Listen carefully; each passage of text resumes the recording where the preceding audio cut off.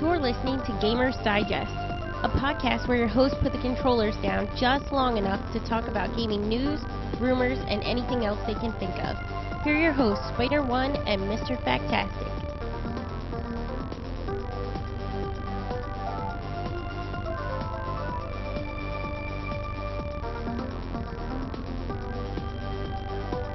Kind of bright behind us. Kind of early. Yeah, it is a little early this week, isn't it? Yep. We are Gamers Digest. We're a fan podcast. We talk about video game news, rumors. We do reviews. We do previews. We Discussion topics. We do discussion topics basically on how we feel about current events in the gaming world or just anything gaming related in general. So this week we are doing it a little earlier. Normally we broadcast on Wednesday nights around 8:30. I have some family in town this week, so we kind of had to do it a little early just to get it done. So you get to see the sun behind us. Yeah. Most people who play video games never see the sun, so there it is. All right. What did you play this week? I didn't play a whole lot of much this week. I as some of you may have already heard or know from previous shows, I've been writing this novel. It's a science fiction, urban fantasy mashup, and I have just like 2 chapters left. So I really haven't been playing too many games. I did play a little bit of Renegade Ops, the free download that you get for being a PlayStation Network member. So I played a few of those missions, and it's maybe I'll have more to say about it and do a review on it later. But mostly I've been sticking to writing. Like right after this show, I'm gonna get right back to the computer. I mean, it was a slow news week, Yeah. so I guess that kind of reflects all around. It was a slow video game week. The biggest news actually of the week, I'm gonna throw out here because there's no actual news story on it. Blizzard announced that the next expansion is going to come out September 25th. Oh. They announced that this morning, so that's the biggest news of the week. Wow. We do have some news stories, but we kind of had to dig. So we're also going to do a discussion topic this week, which is actually on DLC and what is DLC, what is an expansion, and what is too far. This week was kind of a slow week for me too. I did most of my gaming on the weekend where I played the Guild Wars 2 beta, which I was really impressed by that. I think I don't know if it'll revolutionize the MMO, but it's definitely steps in the right direction to change the genre from the World of Warcraft juggernaut. Other than that, I did play a little more Little Big Planet. Let's see. I did a little more of The Witcher 2, and then of course, since I knew the announcement was coming soon, I did do a little more in the World of Warcraft beta, but most of my time was Guild Wars 2. So, what are you actually going to review this week? I'm going to review Siphon Filter, the Omega Strain. Now, it's a PlayStation 2 classic. You can get it on PlayStation Network for $10. It came out the same day Dragon's Dogma did. Oh, okay. Yep. I'm actually going to be reviewing Warhammer 40K Space Marine, which is a newer game, but not super new, but it's also one of the free PlayStation Plus member games, so I figured I'd do a review on it, even though I've actually owned it a little longer than that. Let's hop right in. News and rumors. All right, you're actually going to take the first one, so what's going on? Okay, the first story here is the former EA executive joins THQ. Now, we've been talking about THQ for a little bit. For the last 6 months, they've just been going through a lot of restructuring and they seem to have a lot going on. Yeah, it hasn't been very pretty over there at THQ. So no, their new CEO his name is Ron Moravec. Kind of sounds Russian or something. Yeah. But yeah, they've been doing these corporate changes over the last 6 months, and part of THQ's focus is to fix their problems that they're facing. They're definitely one of the few on the chopping block for publishers not making any money. Yeah, they lost their undisputed. We already talked about them losing their UFC license to EA, right? Right. Yeah, EA kind of is getting the market on the sports I thought it was interesting that THQ's president is Jason Rubin. Now, wasn't he the guy behind Naughty Dog all those years ago? Probably. I think so. They seem to jump ship a lot. Yeah, I was surprised. I'm like, wow, used to be a game designer. Yeah. So yeah, that's pretty cool. I don't know. I like THQ, but like we've said before, there really isn't anything recent that they've put out that's been all that great. What So. they still do the wrestling games, don't they? Yeah, like I said. Yeah, that's all. My that's point all, still stands. Yeah, that's all I ever knew them for. That's all. Now I they ever knew did them do. for. I think they did do Space Marine, which was, as you'll find out, all right, I guess. They did do a couple of games. Like I forget what I said last time. There is one THQ game that was pretty good, but I can't remember what it is now. So it must not have been that good. Nah. Nah, I also saw on in the article that they were working on some like peripherals or something like UDraw. Yeah, they lost a bunch of money on the tablet, the UDraw tablet. That's actually where a lot of their problems started. Is they launched this? Well, they bought out this company to launch this tablet, the UDraw tablet, and nobody bought it. Like, just decimated them. Like they spent probably millions and millions of dollars, and it failed. Yeah, it always sucks when you know When spend money on something. And when not are these get it. companies going to learn that peripherals aren't that great unless there's something so revolutionary that it no longer becomes a peripheral? Like the Wiimote. Right, So, right. and even that kind of fizzled out. Yeah, well, motion controls in general. Yeah. But hey, it sold them a lot of consoles up front. True. So, yeah, I'm worried if EA goes, it's going to be bad because then we're going to be left with Activision and or if THQ goes, we'll be left with Activision and EA, which isn't very good because those are the two worst hated companies in video games. And EA was actually rated the worst company, or the most hated company last year overall. Yeah, so it beat out that's like pretty bad. Yeah, it beat out like Comcast, and Microsoft, AOL, so all that. Microsoft is always on there, but they're never real high because a lot of the people that hate Microsoft, I think, are like the hardcore nerds. But the jealous. average user really has no problems with Okay. Microsoft. So, like, I'd say I fit somewhere in the middle. And for the most part, I don't have a problem with Microsoft. Windows is kind of flaky, but it's still the best there was thing a out time where Microsoft was like really getting big, where I could see them being higher on the list, but not anymore. Yeah. They do too much good to offset whatever problems they have.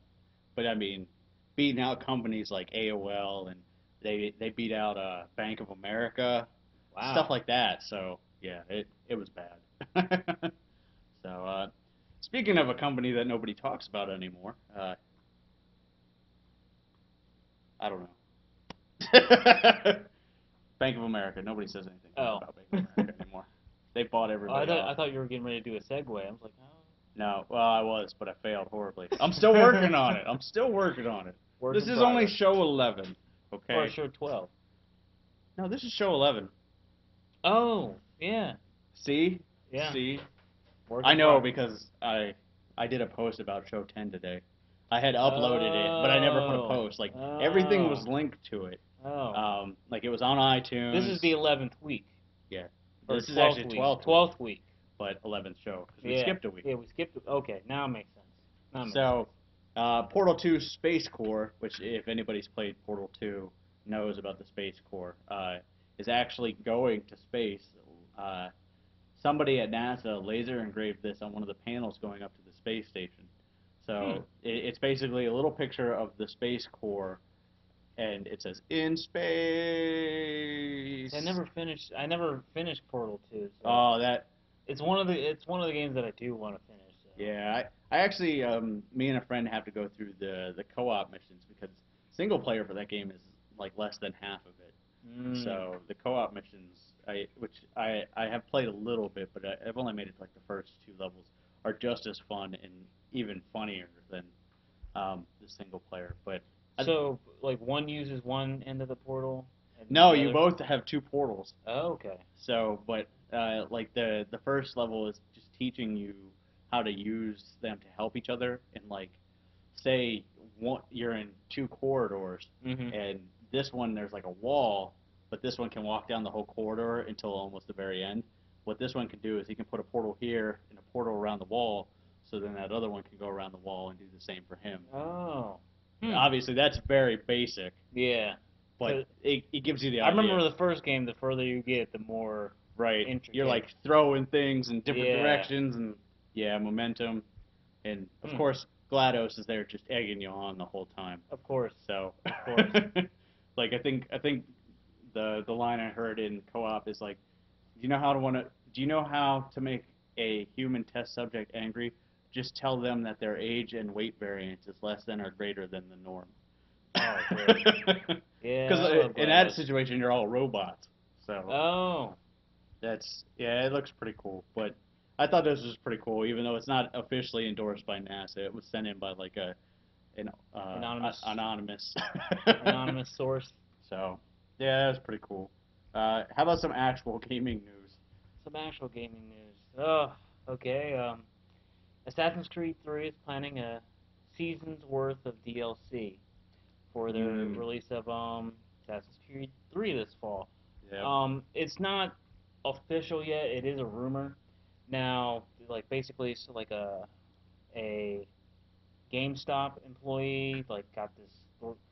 Basically, GameStop people, they're notorious for trying to sell things to us. Like, oh wait, let me stop you right there. Yeah. GameStop would not sell me Mists of Pandaria today for World of Warcraft. I went in there and said I have $80. I want to pre-order the collector's edition. They said tomorrow. Wow. And you know what I said? I said I'm ordering it online. See you. Wow. I remember when I went to go I remember when I went to get the Dragon's Dogma strategy guide, and the guy there just tried to shove Assassin's Creed 3 down my throat. Now, yeah, they're really pushing that. Yeah, so basically there was a letter or something where what Ubisoft? Yeah. Ubisoft was they're getting ready to start doing pre-orders for a season's pass for their DLC. Now, and it's mentioned they're setting up a team, just to do post-game stuff.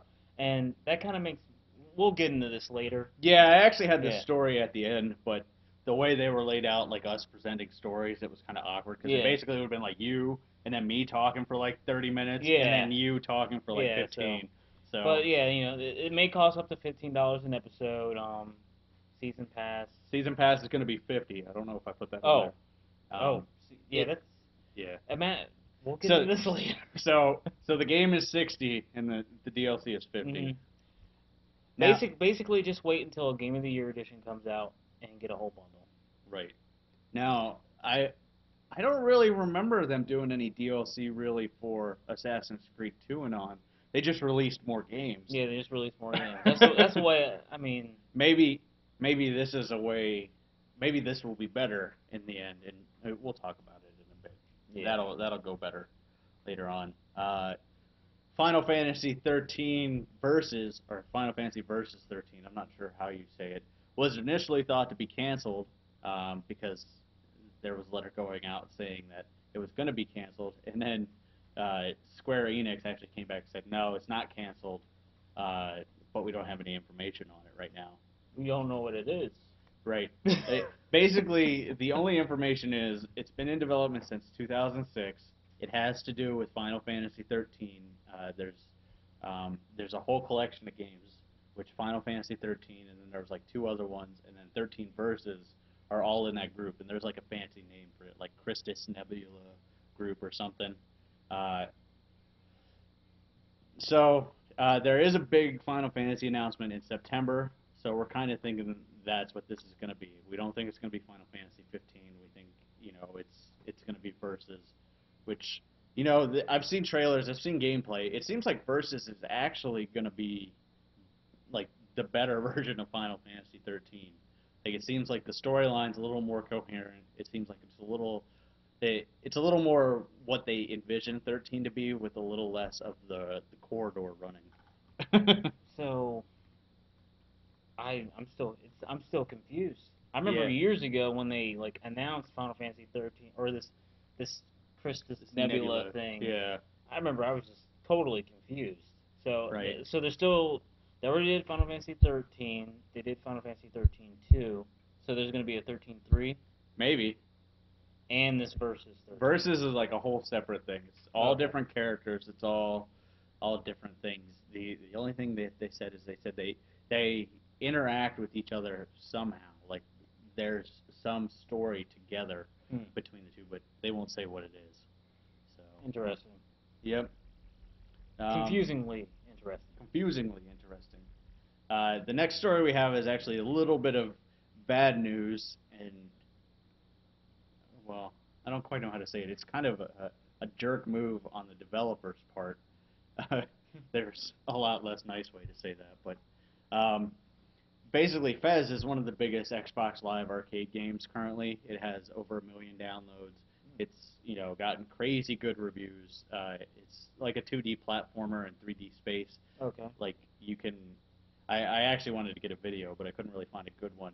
Pretty much you're on 2D, and then you can shift the world, but you're still in 2D, but you can see stuff differently. So, like, say you're looking at it like this, and you shift it, now you can see a ladder that you couldn't see before. Okay, that's cool.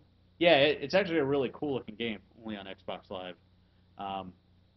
and I think maybe soon to be PC. But pretty much what happened is there's a lot of bugs and stuff with it because it's a small developer, and they released it, and they found these bugs, and then they were like, okay, we need to put a patch out. Now, Microsoft on Xbox Live allows for one patch for free. After that, it's really expensive to patch the games. So, pretty much what happened is they patched it. That patch actually fixed a lot of problems, but it caused one big problem in that it would erase saved games, like just completely erase them. So, and they said it only affected. It would erase your game that's already on there. Yeah. Right? Yeah. So, in the people that it affected most were people that were almost done with the game, like high percentage completion games. So what they did is they pulled the patch. They said, all right, well, the little bugs aren't as bad as the big bug, and then they were working on it. But now the Fez developer, Polytrons, has basically said, we're re-releasing the original patch because Microsoft wants tens of thousands of dollars to repatch the game.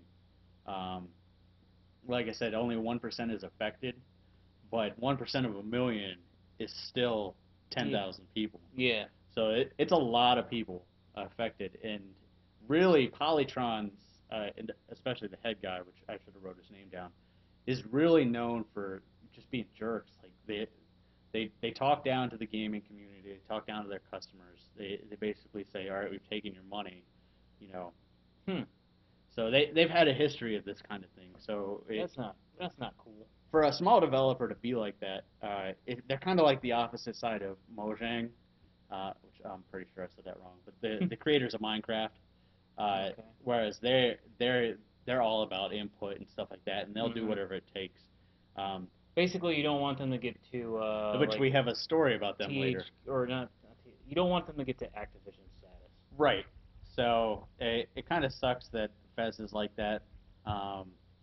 It's kind of bad on Microsoft's part that they're charging so much to patch, but it's really bad on Polytron's side because they have the money to fix it. They just refuse to do it. So it's kind of a lose-lose situation. Yeah, that does suck.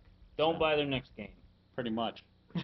So I mean, this guy is notorious because he said he was at a conference with a couple of really big Japanese game developers, and he basically said Japanese games are terrible. Stop making them. And I'm like, yeah, Japanese games have kind of gone downhill, but you got to kind of respect the tradition. Yeah. And it's not like they're trying to make bad games. Yeah. So, and there actually are a lot of good. I think we're under attack.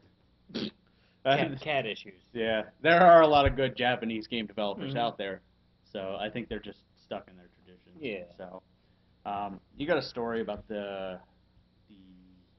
survival horror. Yeah, like the studio. I was interested in this story because I mean I started out in this pseudo video game journalism type field Because of it. Because of survival horror. My very first website was a Resident Evil fan site. So, Silent Hill was also one of my favorite games coming up. So when was my last foray into the world of Silent Hill? It had to be with probably Silent Hill 3. I played a little bit of Homecoming, but I did want to check out Downpour. But this story right here is Silent Hill Downpour. The studio is under review for possible closure. You know, this is we've been talking about this before in the show. You know, the climate is changing. You know, a storm is coming. Where Winter is coming. I just watched the Dark Knight Rises again for the second time. So like I'm Dude, I haven't even seen it once yet. early bird viewings. Yeah. 6:25. You can't beat them. But so I'm kind of like, you know, saying lines here and there from the movie. But basically, you know, they're right now they're currently working on a non-Silent Hill game. They said it was like kind of reminiscent of Darksiders, a little bit in God of War. But you know, Downpour is only rated about 64 on Metacritic. If there's no decisions have been made as far as whether or not the studio is going to be closed, but one of the members tweeted that, you know, rest in peace. I think the name of their company is like Varda something. Yeah, something. Vatra Games. Yeah. Vatra, yeah. Yeah. So, you know, it's tough to see another studio go under, but what can you do? Yeah, I mean it hasn't gotten good reviews. Mm-hmm. All around the game has been basically like it could have been a lot better had the studio made better choices. You know what game system or game developer that needs to go under? Slant 6. What do they make? Just guess. Raccoon City. On sale this week at Best Buy for $14.99. By the way, it's also on sale on the PlayStation Store for $50. So if you're gonna buy it, which I wouldn't recommend it, go to Best Buy. Don't. Yeah, you thought about it for $15. I thought about it, but that was the my moment of weakness. Me thinking like I was Bruce Wayne. All right. Well, our last news story is actually talking about Mojang. Pretty much a company named Unilock. I think that's how you say it. Unilock sues Notch's Mojang over patent infringement. I should point out that Mojang wasn't the only one sued for this. EA, Ubisoft, a lot of other big developers were as well. Basically, the lawsuit comes from the fact that basically they said computer code executable on an electronic device to prevent unauthorized access to electronic data stored on the electronic device, which basically means if it uses some kind of encryption software, they're breaking our patent if they haven't given us a patent. Notch responded basically saying software patents are just plain evil. Innovation within software is basically free, and it's growing incredibly rapid. Patents only slow it down. I actually fully agree with him. This kind of lawsuit is actually just hurting the industry more, especially something so minuscule as like copyright protection and stuff like that, Yeah.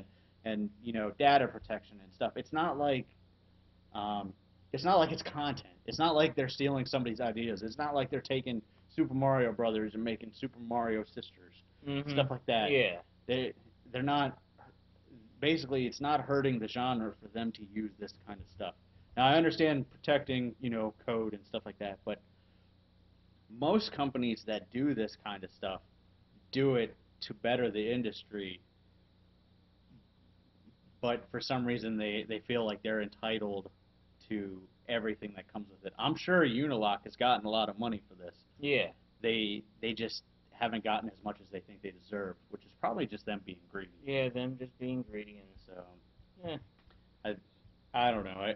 I put that in there because it kind of ties into our discussion topic in the fact that a lot of games now for DLC you have to have a legitimate copy, and the way they do that is they use that kind of code to see if you have a legitimate copy. So we're talking about DLC. Very interesting. Again. So we've talked about on-disc DLC.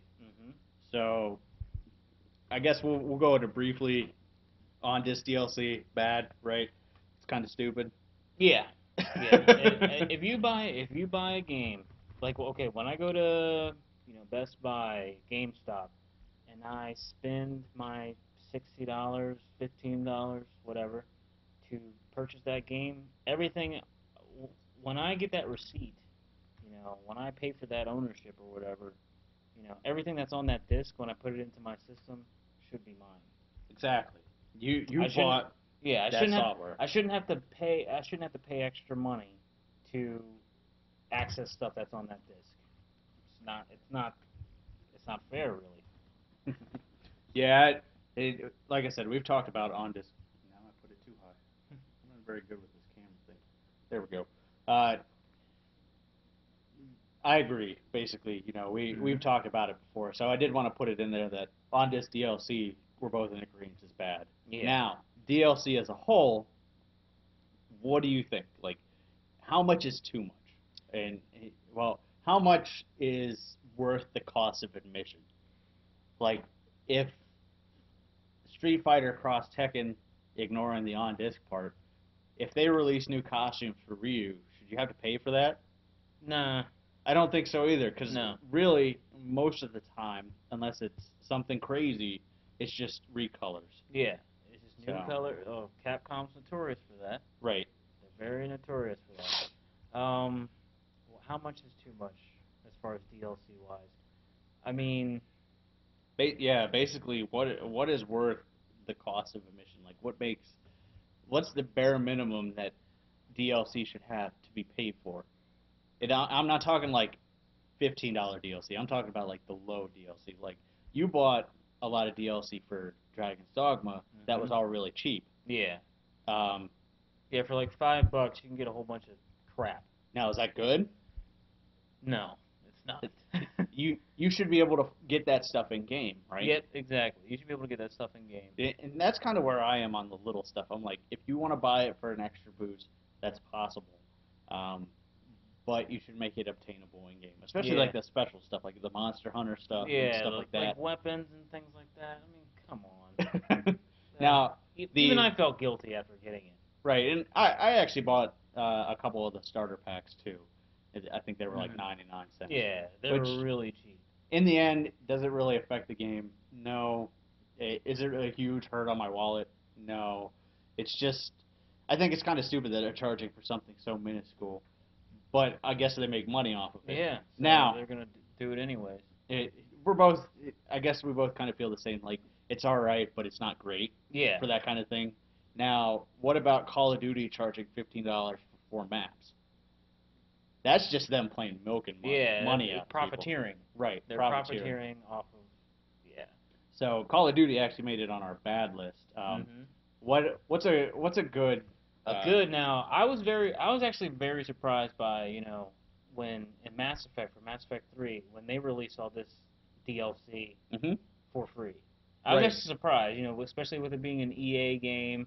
I'm like, they released how many new multiplayer maps? Right. Since the game's release, like 4? 4 They've or 5? Oh, they've released more than that. I'd say they've at least released 8. And they're all free. All these different classes, player weapons. classes, yeah. So it was free. I was like the new ending. Yeah, a new ending. I was very, very, very surprised at how, Yeah, and that was actually really good. Like, I think that's how DLC should be. Like, Mass Effect as a whole, just ignoring just 3, but as a whole thing has always done DLC pretty well. Like, even when they charged for DLC, like Mass Effect 2 and Mass Effect 1, they were always sizable DLC. Yeah, chunks. they were very, and very they were big. good. They were good price. Like, they were like $10.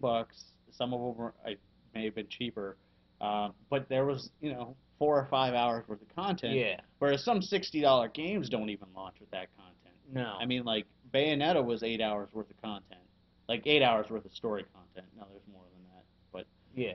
So, now, a lot of companies do DLC in small chunks, but some companies do DLC in bigger chunks, typically like expansions. Yes. Like a whole other huge add-on to the game. Right. Now, Bethesda has been really good with this, and like their the main example that I can think of is when they did the expansion for Oblivion, which was Shivering Isles. Yeah, that was I mean, huge. yeah, I mean, it was basically like a little game within the game. And after a certain point in the main story of Oblivion, you could go to this other place. Yeah, it's like a And whole nother it is continent. basically, I mean, that expansion was so big that they released it retail. Hmm. You know, you can buy it at retail and like. Yeah, I mean, a lot of people are actually upset at Dawn Guard because it's a smaller DLC. Like they wanted an Mhm. expansion. Yeah, I was even a little upset with some of the Fallout Yeah. DLCs because they weren't as big as I was hoping. Like, and my brothers, they're big Fallout fans too, and they felt the same. Like they wanted something bigger. For Fallout 3, I remember getting a couple of the DLCs that they added. Like one, like they allowed your leveling cap to go up, and They so brought your and character back to life. brought your character back to life so you can keep playing. Um, I think I think there were 5 of them. I probably got 2 or 3 of them. Yeah. You know. Now you know who else is really good at DLC that I didn't put on here? Valve. They actually today released free DLC for Left 4 Dead 2.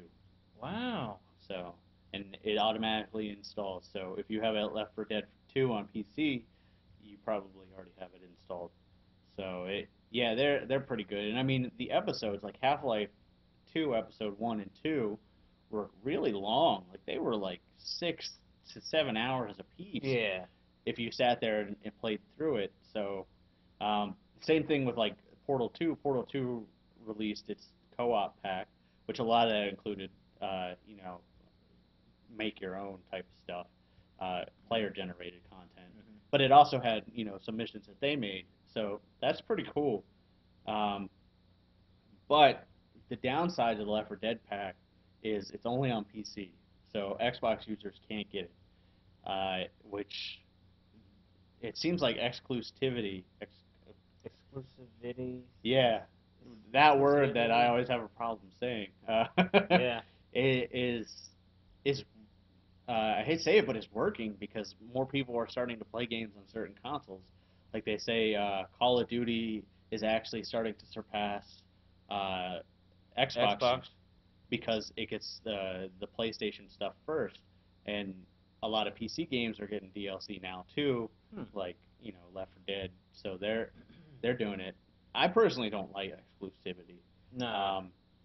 Because I've said it before, it almost makes you resentful when you don't Yeah. play it on the Yeah. right console. Yeah. It does make you like kind of feel down on your system. Like Skyrim. Skyrim's a good example. Dawn Guard is only out on Xbox. Yep.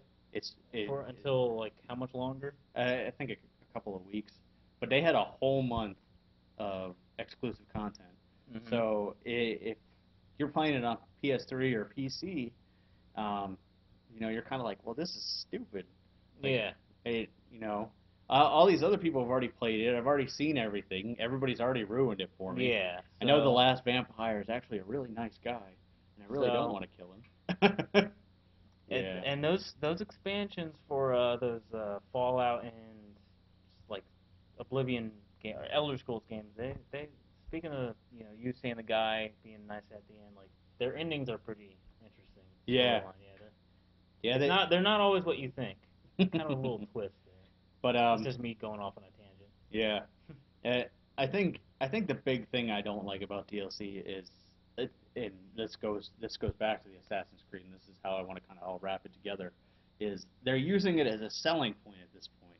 They're saying, well, we have this great game coming out. It's going to have lots of content, but it's going to have a lot of extra content that you can play after the fact that you're going to have to pay for. Asterisks. Yeah. Do you want to spend about $110, $111, No, $120 on your game? Well, we're including tax. Right. $120. no. No. I am a big collector's edition fan, and there are games that I won't buy collector's editions of, even if I'm really big fans of the game. Like, I was really excited about Star Wars: The Old Republic, and their collector's edition had a lot of cool stuff in it. Like, it had Mhm. it had like a statue, art book, all kinds of crazy stuff. It was like $170, and I'm like, I'm not paying $170 for a game, Yeah. regardless of what it comes with. Hmm. Call of Duty is another big example. The last Call Yeah. of Duty launched with night vision goggles for $150. It's games at $60 are expensive, Yeah. especially right now in this economy. Hmm. That's a lot. Now, granted, you can go into the argument of hours played, enjoyment got versus money. Like you paid $6.25 for Batman, and you got 3 hours worth of movie time out of it, Hmm. which that's pretty good. But you can play a game like Final Fantasy 13, which is now $15 at Best Buy, Hmm. and get over 100 hours of gameplay out of it. So you can go into that argument, but Yeah. I don't think they should use DLC. I think DLC should go back to what it was originally supposed to be. It's supposed to be content that the game got after the fact as a bonus. Hmm. Yeah, I feel like these developers, the way the trend is now, these developers are going to go in when they incept the for the inception of the idea. Okay, they come out with their game, and then at that same meeting, they figure out what their DLC is going to be. Yeah, they're going to say, what are good features for this game? All right, this is a good feature, this is a good feature, this is a good feature, this is a good feature. All right, we've got 4 or 5 good features. 2 of them are going to make it in the box, and the other 3 are going to be separate DLC. Yeah. So it's hurting game design. Like a lot Mhm. of games, um, especially a game like Assassin's Creed, if they dumb that down with planned DLC, it's going to hurt them in the long run. Yep. So because there's such high expectations, and I think that's kind of what's hurts. It's not the only thing, but I think it's one of the things that hurt Call of Duty is the fact that they ship with so few maps now that multiplayer, like the last Call of Duty, shipped with 8 maps Mhm. for standard deathmatch, which is really low for a multiplayer game, the biggest multiplayer Yeah. game It's because ever. they already knew that they wanted to. It's because they know that they can charge $50 for 4 maps Mhm. and put it out a month early on PlayStation, so people buy PlayStations. So Yeah. yeah, I Why not just put that money or that time and money that these developers are using towards just making better games. better games? Yeah. Exactly. Put all that energy, all that effort into that game, and then move on to the next one. You know, if you're gonna have to make Call of Duty Black Ops 3 next year, go ahead and do that. Yep. I saw a Black Ops 3 commercial before the movie started this morning. You mean Oh, two. Two. I was like, wow. Yeah. You got some news for us there, That'll, buddy? that'll be next year. That'll be next year. Like you're holding out on me. All right, well we've yammered on enough. Let's talk about some reviews.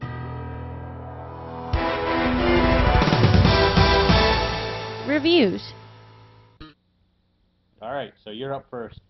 All right, Siphon Filter the Omega Strain for the PlayStation Network. I will start off by saying this is going to be a very biased review because Siphon Filter the Omega Strain was one of my absolute favorite games for the PlayStation 2. Even more so than Metal Gear Solid 2. Wow. Yeah, I mean Metal Gear Solid 3 was still is really up there, but 2. yeah, I mean it's better, definitely better than 2. Um, okay, let me start with the pros. This game has a huge multiplayer co-op integration into the story. I did some research and I found out that this game was actually they originally wanted to ship the game with a co-op, with a co-op only type game, but Sony didn't want the developer to ship a game that was. Remember when they released that add-on to the back of the PS2? Yeah, because that was before there really was online play. Yeah, before normally. there was really online play, so they wanted to make the first broadband only game. You needed it, Yeah. well, besides like Final Fantasy 11, I think. Yeah. But so they added some new missions that were story mode, and it just integrated so well between the single player story mode missions and the multiplayer story mode missions. This game is a non-linear single player campaign. Like you basically you start out with like a few maps that you can choose either one that you or few missions that you want to do in whatever order you want. And after you complete them, then another set opens, and then another set opens. That's pretty Yeah. cool. Oh yeah. I mean, this game's immersion is 100% awesome. It was like this. What drew me into this game was that it had a system in it that predated the achievement system that we have on like that Xbox 360 put out there, and then the trophies and all that. Let me backtrack a little bit. Basically, I never liked any of the other Siphon Filter games. I played the first one, and it was really hard. I didn't really play the other ones. I didn't like the style too much. I was like, oh, whatever. In this game, you create your own character, and you're a member of Gabe Logan's like organization, anti-terrorist type organization. Right. So, based on your performance on all these missions, there's like all these different objectives that you can complete, and you if you right before the mission starts, you can look up at the mission all your objectives. Like maybe there's like a time trial, like for speed, like you can do a speed run. You accomplish this, you raise up in rank. Oh, okay. And the more ranks you unlock, you get new weapons, you get new gear to Okay. customize your character with. I mean, it was like these were your achievements. Right. You didn't have to buy a DLC in order Rewards. To, They were you rewards. basically, yeah, you were rewarded for your gameplay, and some of these rewards and these like you would actually get like commendations and stuff as you rose up in the ranks. So you can see your character name on a list of all the members of this organization. You see Gabe Logan's name at the top. You can basically see your name going up with all these other like story mode characters. Oh, I that's mean, cool. It was really really immersive. Like some things you couldn't get unless you played it online with other people. So they really encourage you that co-op. Yeah. It was a blast.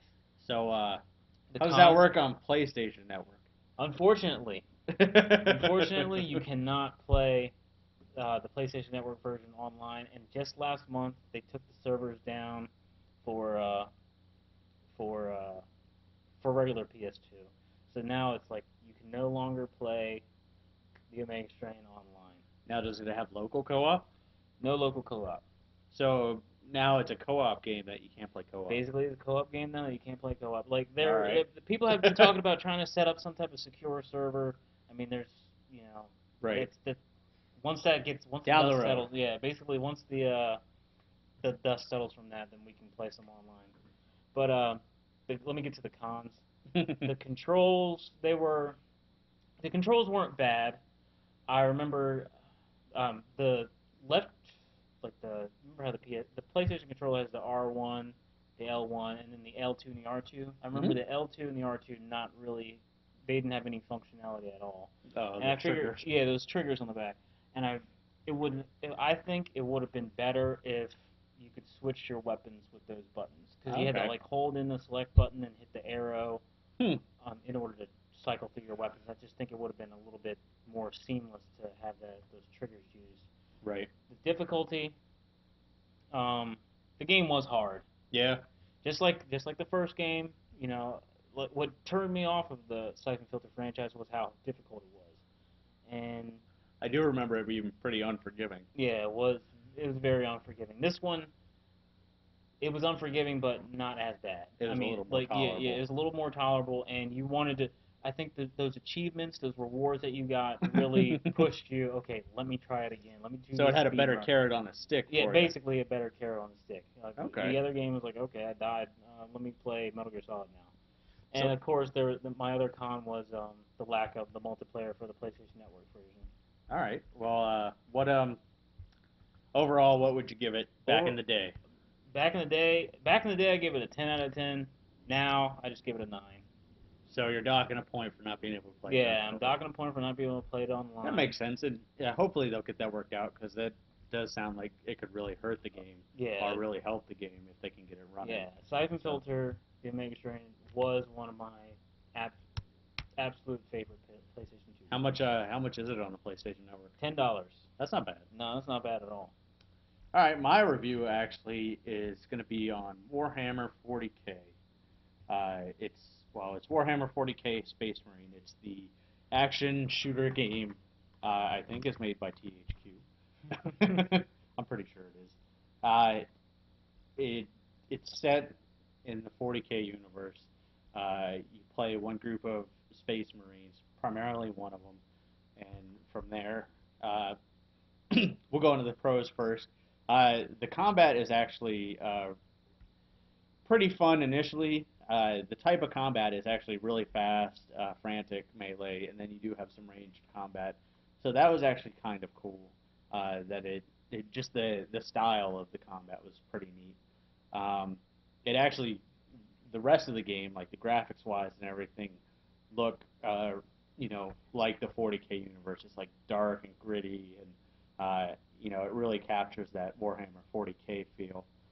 Ooh, excuse me. The character models look really, really good. The Space Marines are all fluid. The details, the blood splatter, everything looks amazing. Unfortunately, that's really all I have to say that was good about it. The story was, for what story there was pretty lackluster. I mean, it was very boring, very, very much.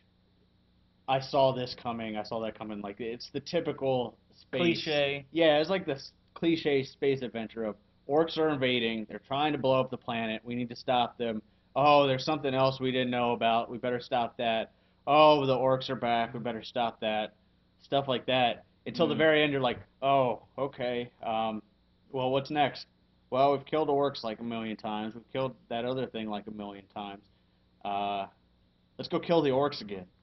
And Nice. that's basically where it ends. So, What do you think of the voice acting? I remember the voice acting.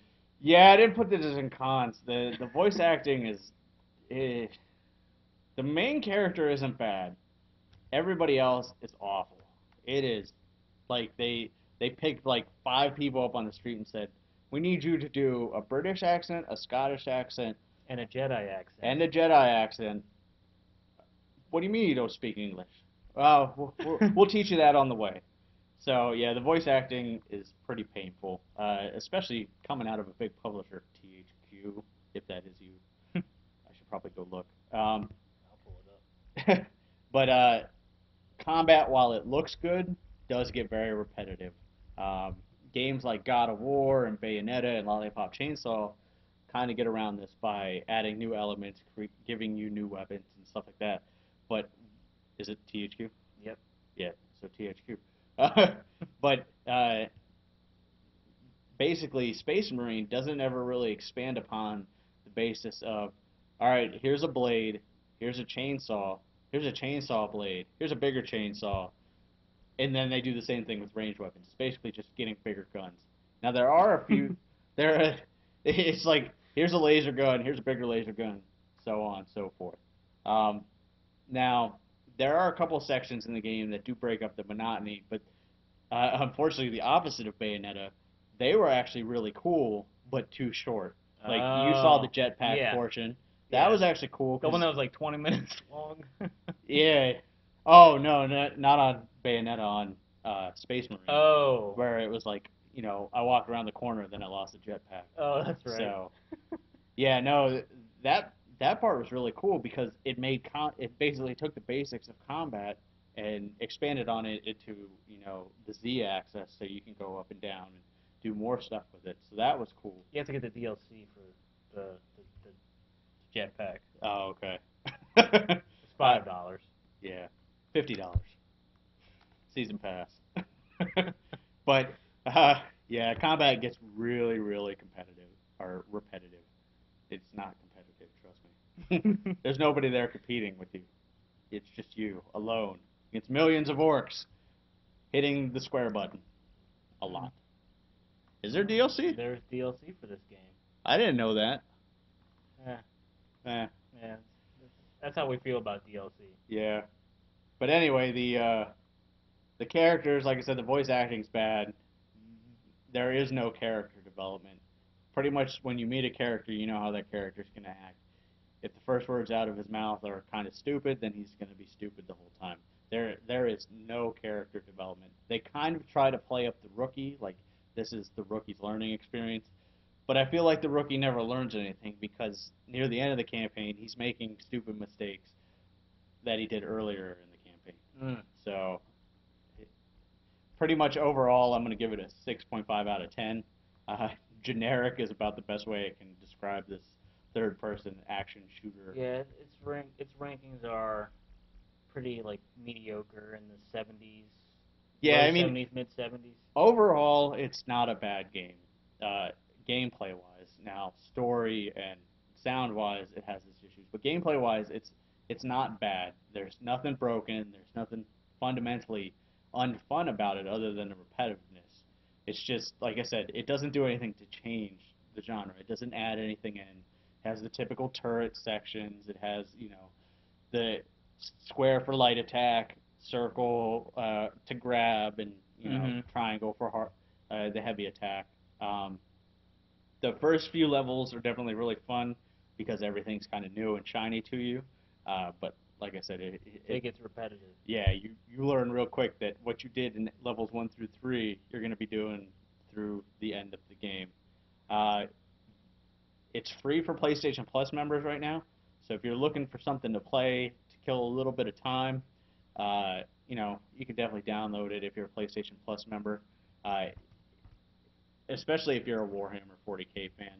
I was never big into the tabletop game, so they may have a little more appreciation for it. Yeah, the displays just look really cool. Right, yeah, the displays. And that store's not even there anymore. I know. It's over at, it moved somewhere. I forget where. Well, I know there's one, like, in Glen Burnie. Yeah. But, anyway. If you're a fan of the 40K, you probably want to pick it up, especially since it is free for PlayStation Plus members. If you're looking for a third-person shooter, though, and that's your kind of game, you're probably better off looking for another game. So 6.5 out of 10. Anything to add? Anything else? No. I'm looking for. I did pick up Gears of War 3 today while it was on sale. But you don't have an Xbox. I purposefully. I thought about stopping by to pick up the Xbox. It's been waiting for me, but I'm not going to. You need to go get it so I can play Trials. I will pay for Trials I can play it. I am not opening this game or anything until I finish my novel. You need to go get it. I only have till September 25th, and then all my time is going to be gone because I'm going to be playing Kung Fu Panda. Okay? Kung Fu. World of Warcraft. Oh. Yeah. So, thanks for watching.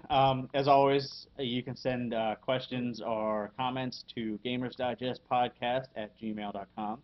Check out our website, gamersdigest.me, our YouTube page, Gamers Digest Podcast. Should probably rearrange these so they make more sense. Yeah.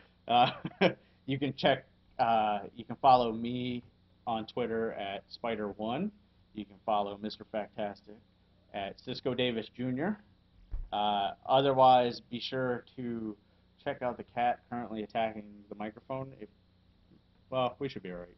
We're at the end. We're at the end. But check out the YouTube channel. A lot of videos are up there. This is what he does when I write. Is it? Yep. Wow, he is like right there. Yep.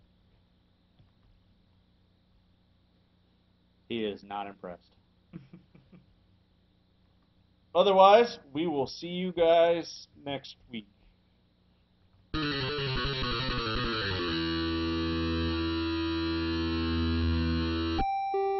Gamers Digest is a Spider-One and Mr. Factastic production. Send your questions to gamersdigestpodcast@gmail.com. Intro music by MF Greth. Any music by Fapito. Check them both out at newgrounds.com.